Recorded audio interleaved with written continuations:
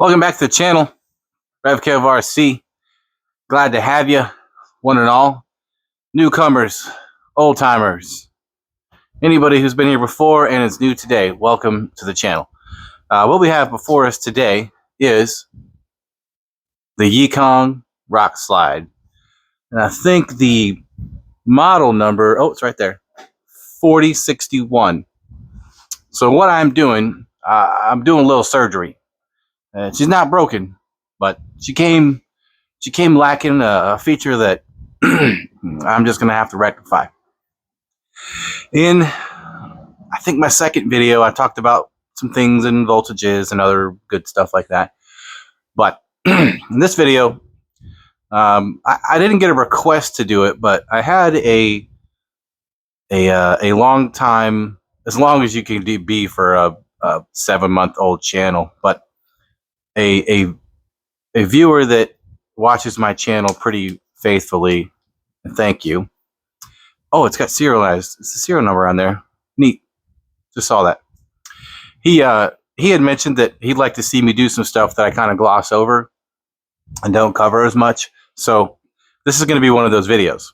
What I'm going to do is remove the XT60 that comes on this Fusion 8 RTR, which, spoiler alert, this does not have all the same capabilities as the standalone Fusion 8 that you'd buy brand new out of the box.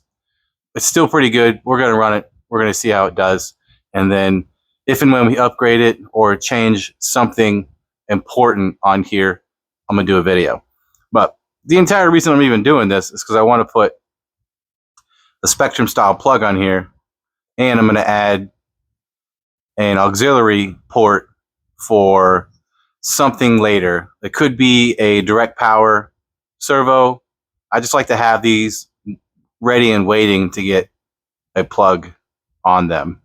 So this is going to be unused for the time being, but I'm going to go ahead and do it since I'm doing it right now, and I get the cleanest finish by doing it at the same time. So I'm going to show you how to do that. I have my soldering station here. It's usually over here on my tool chest, but this thing is too big. I did not feel like removing this entire unit out of here just to do this, so I took the body off. It's actually really super easy to remove the caged body. There's just one light plug I got tucked away right here. The other half is on the truck for the light bar over here, and there is a screw right here and a screw right here. That's it. So incredibly easy to remove that and separate the two halves when you need to do stuff like this. The other thing that I removed is the battery tray. Everything's all unplugged. The battery tray. The battery tray is supposed to go right here. Oh, right there. Fits in nicely, and a screw runs through here through the slider / battery auxiliary battery tray, and then it attaches on the other side, and then there's one more screw right in here. So 4 screws hold this on. Not a whole lot to it. Pretty nice. The receiver box is kind of small, and I'm just seeing this. You can see where they have kind of sloppily cut out the notches here for the wiring to come out. Interesting. I'm going to be adding some more wires to that, so I might have to make that just a little bit bigger. This is all fine with me. A lot of times, like if I even put this lid back on and I care about water, I'll just take this apart and conformally coat the board if it isn't already. These usually come apart pretty easy. Let me not break it.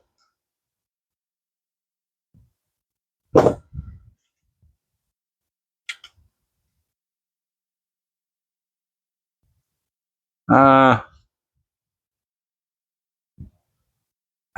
can't tell if that's coated. It might be, but I don't think I'm going to take this thing for a whole lot of swims because it's more of a competition grade type crawler. In any case, that is just barely big enough to fit this thing.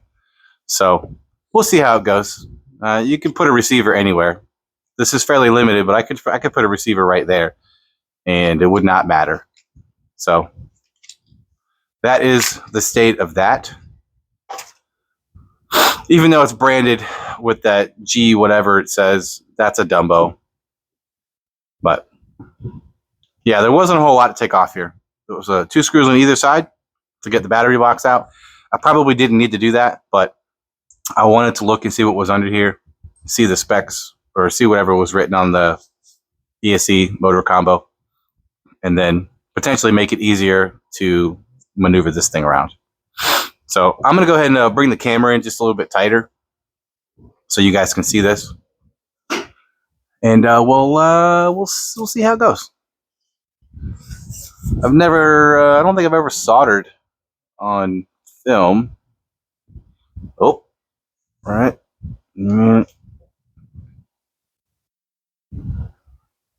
Yeah, that ought to do it. That's pretty good. All right, soldering station. Solder. I feed solder with my left hand, so I'm just going to pull a bunch of this out and kind of move it out of the way over here.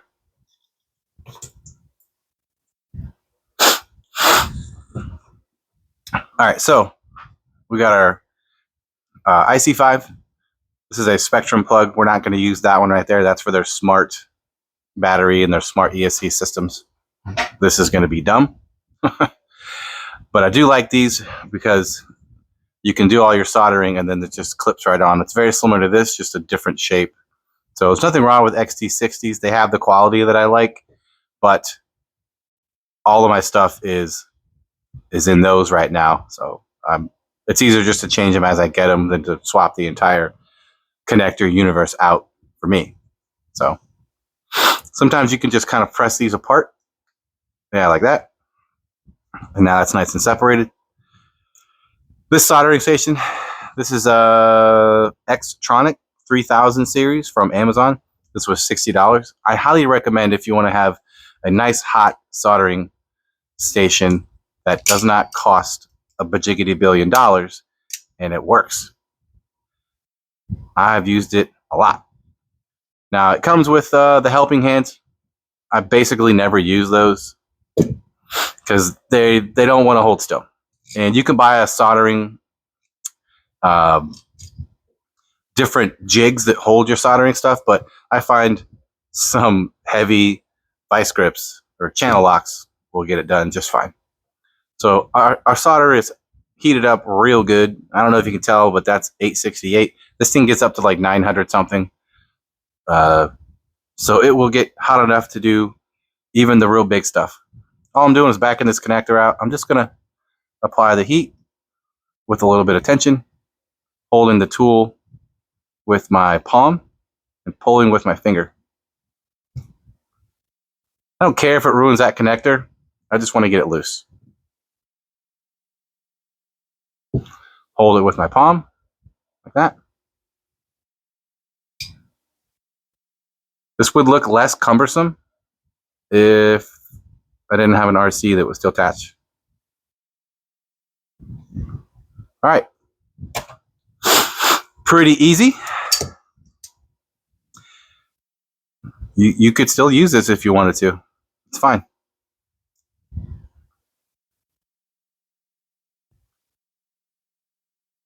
Ooh, that's warm. Those are hot. Put that aside. I'm going to go ahead and prep this thing. This is going to be our auxiliary battery power. So if I run, like, say, a direct power servo, I can just plug it straight into this. Or if I run a direct power winch or whatever that I want to have the same battery power that is in the truck. So if I run it on 3S, it's going to get, you know, your 12.5, 11 point, whatever it is, depending on the charger or battery. Oh, dang, I did burn myself. Those were hot. Or, let's just put it on the water real quick. Or if I run something that can take up to 4S, because they do make servos that will run 16 volts and below, you can do that. We'll cross that bridge when we get there. But I'm going to go ahead and make this long. Get rid of this end. I don't need it at all. It's going to make my life easier when I try to solder these things in. Put that right in the trash. These are just side cutters. They're not really made to do what I'm doing, you know, for stripping. But there is like a convenient groove that, like a void in here that lets me strip this pretty easy. So I'm going to leave roughly quarter, eighth inch, something like that, and just squeeze it and give her a pull. Just need to expose. Just need to expose some. Twist it up so we're not fraying all over the place. That looks pretty good.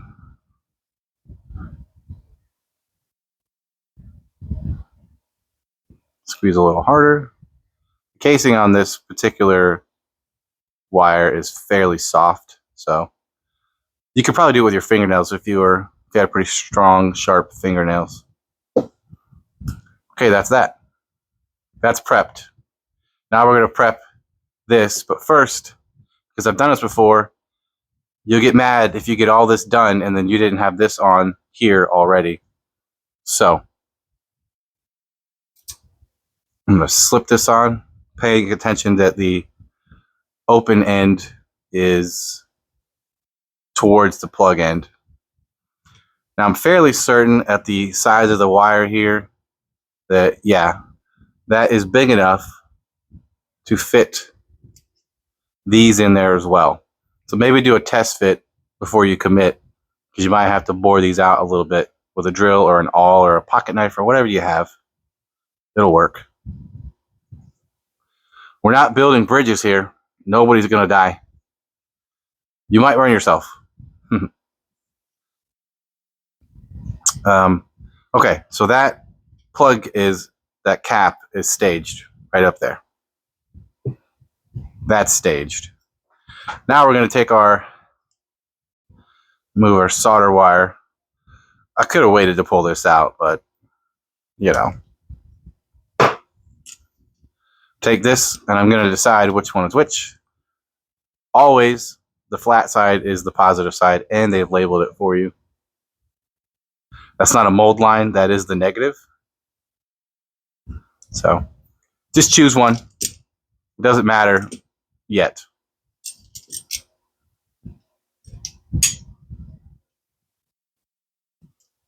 Give her a squeeze. This one's bigger than the XT60, so I'm going to back off the pressure. I'm not trying to crush it. I just want to hold it.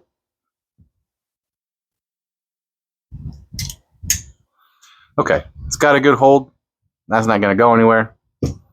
And I like to have the side that I'm working on have a slight tilt up, because solder becomes liquid. I do not want it to drip downward. If you need to manipulate it for a little bit more flat, you can. So we're just going to pre-fill in the plug with solder right in here. I wonder if I can get a better angle for you like this. This is not how I would do it, but I want you to be able to see it. So my hand will be in the way if I do that. I need the camera over there, but I don't have a mount for that.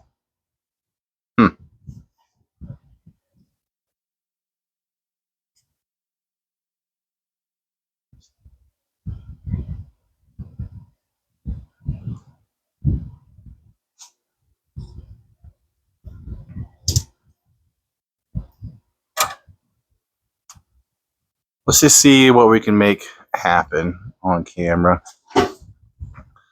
Move over here so I can see what the screen is showing.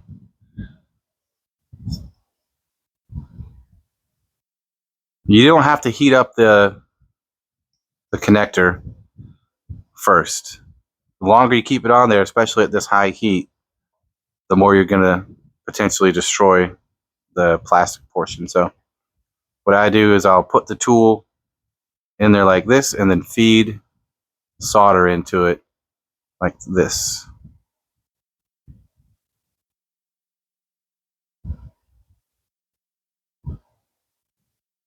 See, you've got a nice little puddle. I'm going to heat it up and make it flatten out. Add a little bit more. Try to do it from the side.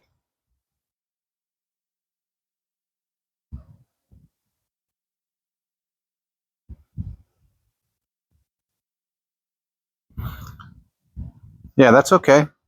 Let's. I'm gonna push it back a little bit.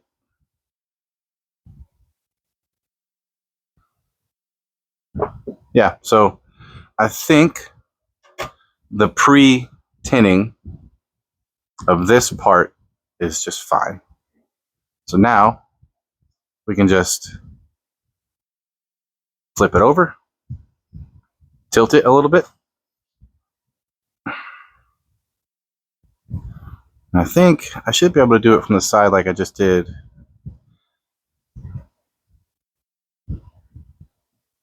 Let me back it up. The camera's a little bit. Yeah.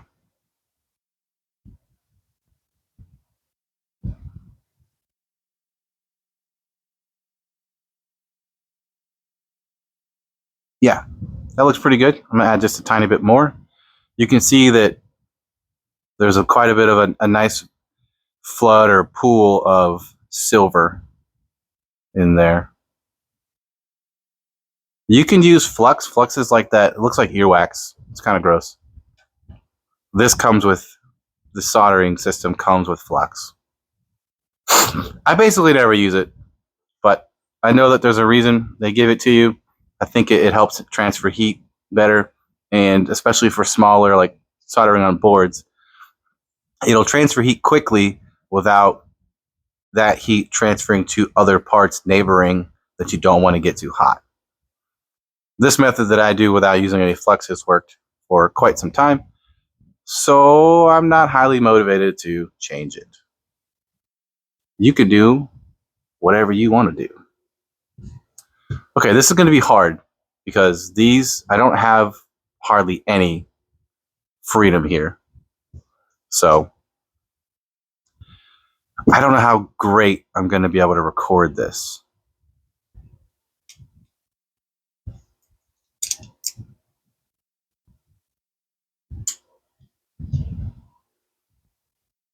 This already has solder on it. I'm going to attempt to just use the solder that's already on it without adding more. We're going to see what happens. In frame? Yeah. I'm basically doing this slightly blind.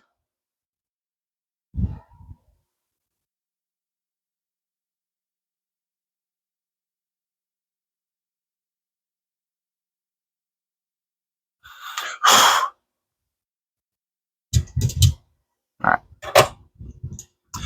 Take a look at it. That will probably work just fine. I'm going to add some more. And that will help when I go to put this on.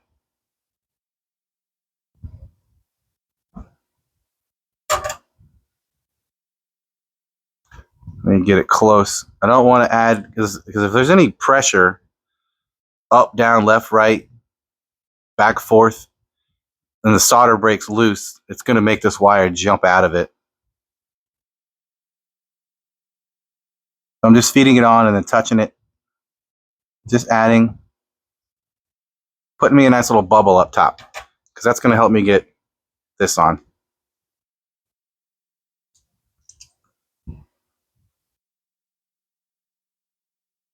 Okay, that's on. It's pretty straight. Pretty surprised that I'm doing it this well on camera. Ideally, I would like to add some more over here to create or to remove this little kind of a gap right here. And I probably will once I start to try to put this on. So now let's do the negative side.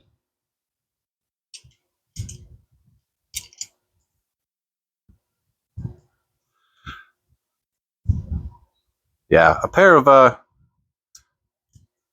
channel locks or vice grips are probably cheaper. These are just dirt cheap ones you find it in the when you're waiting in the line at your auto parts store, and you get to you're bored because there's like 3 people in front of you. These are basically those. That one feels a little bit like it needs some more solder. I'm just going to add it in there beforehand.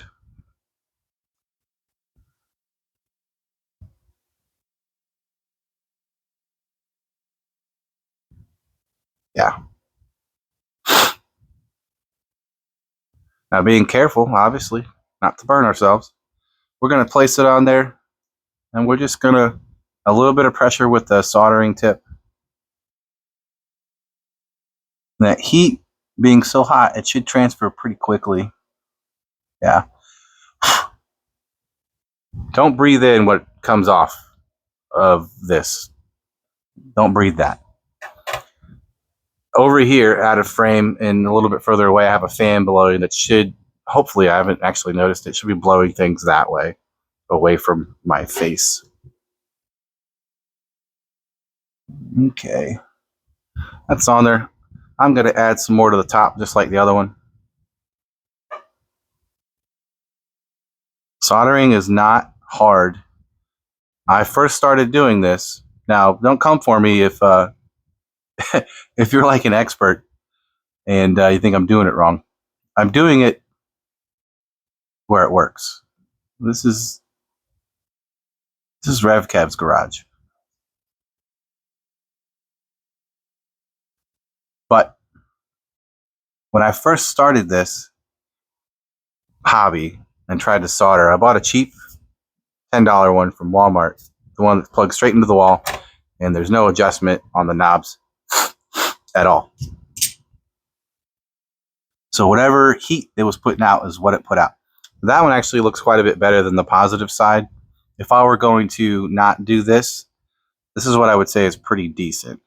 We got a nice silvery bubble that touches both sides of the connector across the wire. And then we know there's plenty of solder in there because I filled it up. So as a standard connector, this is pretty good. I would go ahead and dress that up if I wasn't going to go ahead and do this as well. But as a standard connector, that is pretty good. Now comes the hard part. Let me come back out. A little bit more. All right.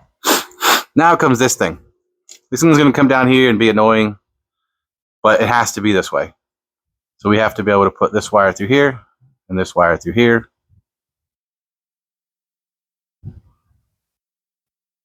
Not necessarily at the same time. A little trick that you can do is if you have like, well, even this, I could probably go ahead and do this and put these things to work, is use this alligator clip, the helping hand built into this. There's two of them. There's one over there. And position the positive where I want it by my solder, my joint, and then use this to clip it up here or even right there. I got all this distance because I made sure this was as long as possible. I can run this all the way up here out of the way and then position that in line with where I know that my solder joint is going to be, which is on top, not the side. And if I can get it to actually stay where I put it.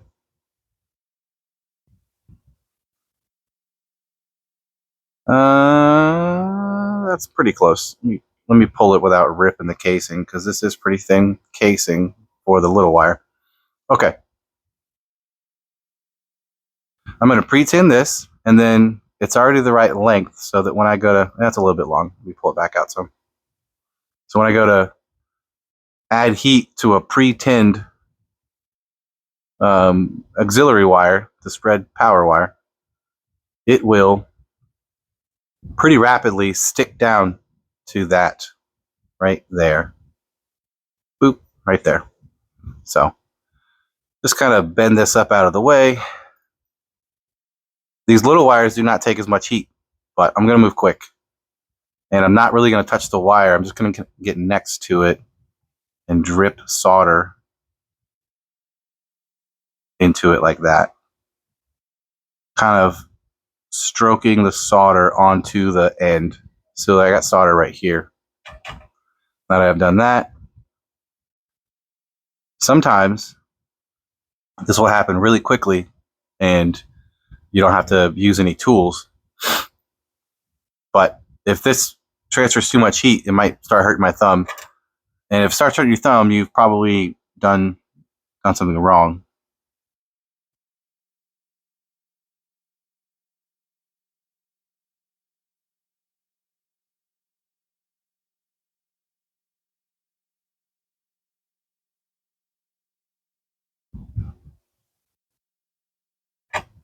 All right, from a functional standpoint, that would function. However,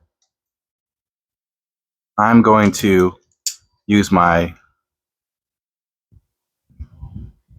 vice grips to make everything hold really still. I'm going to use my other helping hand right here to keep that exactly where it is. So now, even if I heat this up too much and the solder is not holding this, there's physically things holding it.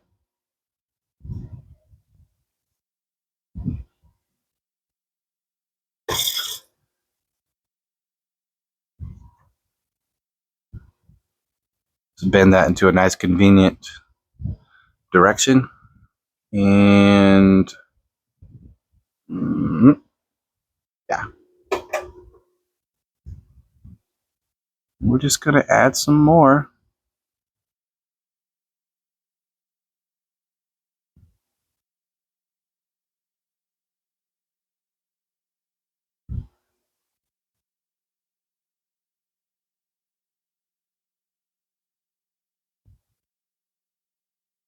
This is hard to do on camera.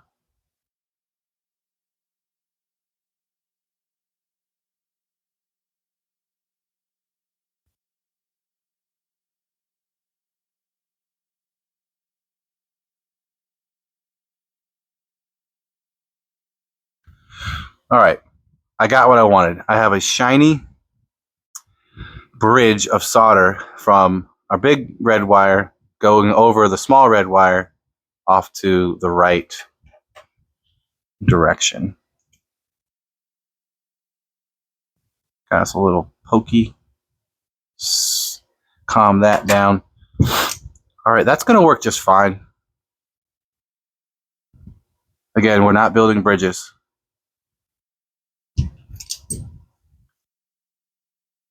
That's going to do it. All this is going to get hidden under here, so it's going to be just fine.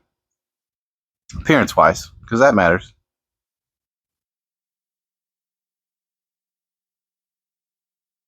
Now that that's fed through, we'll do the same thing. We'll go ahead and add some solder to this thing. I'm going to flip this and trap it.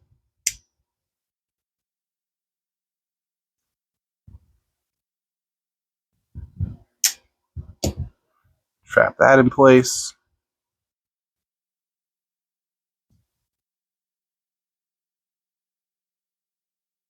Twist that up. Still in camera? Yeah, we're still good. I'm going to clean this tip off a little bit.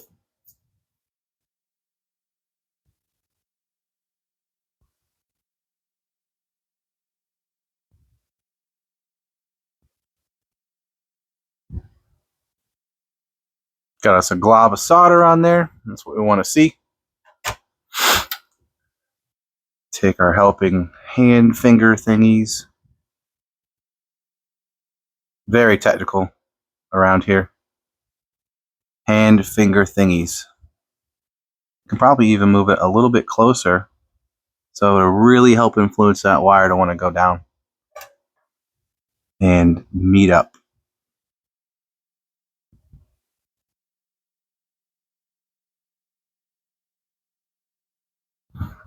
All right, so it's a little too close. It's almost like a spring action, so I'm just going to press it down with the end of my pliers here.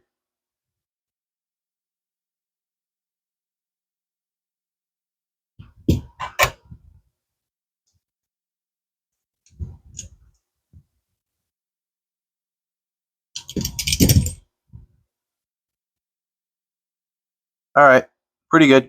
It's a one continuous surface from left to right with the wire being included in it. So that's going to be just fine. And that's it. Nothing feels like it got overheated. So I think that was fine. And let's see, a little bit more. Yeah. I'm going to clean my tip off over here.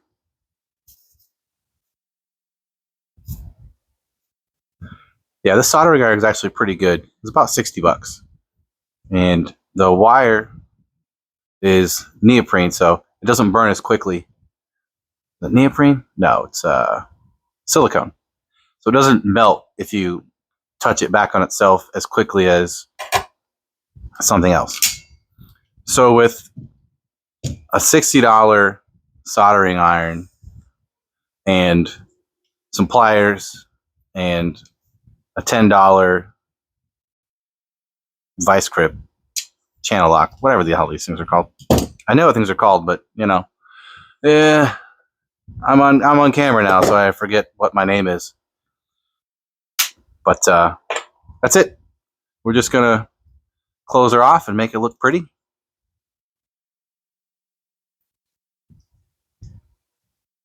Meh. Man, I might need some pliers or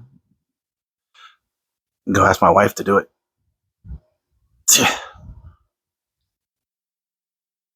That's not big enough. Back. Gonna rescue me. Yeah.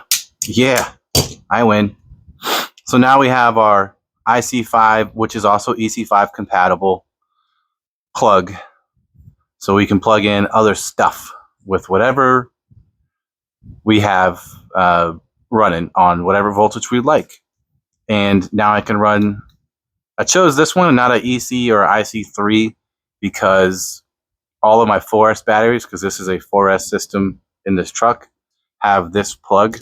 And I have some adapters that will step it down if I ever want to run the smaller 3S or get like a, you know, a smaller 4S. But this is how I'm going to do it. And that's how you could do it if you get a soldering station for only $60 on Amazon. And I went and checked for a guy who I was talking to in the hobby shop, and they're still only like $59 something. So the price is still good. And I'll show you right now. It goes up to $896, which is plenty of degrees to do this. If you're familiar with QS8 plugs, they're huge. They're for running like 12S and stuff like that. This will do it.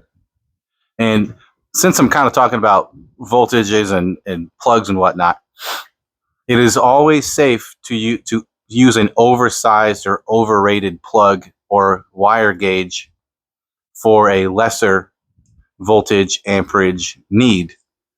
So I could use a QS8 on this if I wanted to. It's unnecessary, it's wasteful, but you could do it. Now, if something calls for QS8 or larger gauge wiring plug, and you use something that is smaller, even if you can physically make it work and all your plugs and stuff, you are going to overheat the plug. You're going to cause a lot of resistance in the system. You're going to potentially melt wires. So just remember, you can always use something that's more higher rated for the thing that you're building, but you don't want to go any lower than what it calls for, you know, from the recommendations from the factory. So let me clean that up a little bit.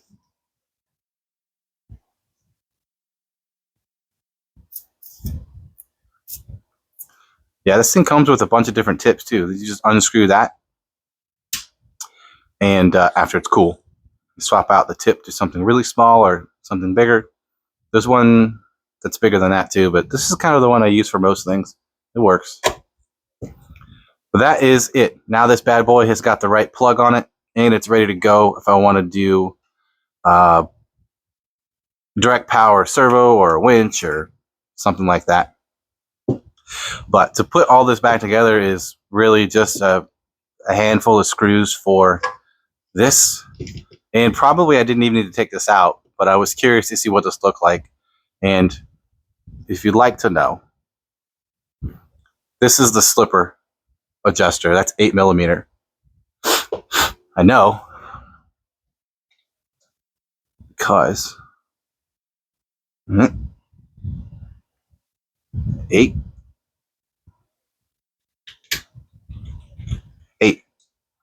So I know it's 8mm. So if you get one of these, and this fits incredibly tight, like that nut is right here when you put this on. It is extremely close. Of course, now I got wires and stuff in the way. It's extremely close right in there. But, and I mean, basically touching. So, yeah, it works. It's all good. So far, this thing is, it is a Red Cat Vertex with a few minor changes. Or the Red Cat Vertex is this with a few minor changes. The price for this right now is up in the $800 range, and you got it. I did some searching before I started filming this video on AliExpress. If you are diligent in your search, you can find this for around the $599, $600 range. I think I paid. I think I put it in a video in the description. I'll go back and look. I might just put it down below in the description for this video. This, I think I paid like $559 or maybe something like that. But if you're getting kind of the same thing, I don't know. I said it before. I like the way this one looks way better. I like the lights and all that good stuff. I like the higher rated receiver. This will take 10 volts. I like the way it looks. I just like the way it looks better. And you're getting some trade-offs. You got to trade whether you want, because I'm pretty sure however they did the RTR version of the Fusion 8 for the Red Cat Vertex, you can adjust it up to 8.4 volts according to Red Cat's online manual that I showed in my debut video for this thing when I was trying to use that program, assuming that it was the exact same thing. And I think physically it is, but for whatever reason they have programmed some things a little bit differently in there. So yeah, it is what it is. We'll see. We're gonna do some stuff with it. We're gonna play with it and see how it goes. But I'm gonna put the stuff back in. It's nothing more than reattaching the plugs and putting 4 screws back in here. And the next video, I'm gonna put in some lights and put them back here in the cage, and some in the front as well. So yeah, stick around for that. Actually, the next video could be running footage. Who knows? You know, time's flying and it's already getting dark. But thanks for stopping by and enduring me for 38 minutes so far. I super appreciate it. I really hope this was informative. I'll go ahead and throw a link in the description for the soldering iron. And this is just basic stuff. Just go to your Walmart, go to wherever sells hand tools. Pick one of these up if you don't have it. This is just as good as a jig for holding part of something. And if you want to have a jig that holds 2 ends, buy 2 of them. I've done that before. I got another over in the bench or in my toolbox. So anyway, if you're new, welcome. If you're back again, good to see you again. If you thought this video was good quality, entertaining, informative, all that cool stuff, please give me the like, share, subscribe, ring the bell. I think I'm forgetting one, and I do this every time. I can't remember what it is. But all the things that helps me on YouTube that is absolutely free to you, go ahead and do that. I would be super happy.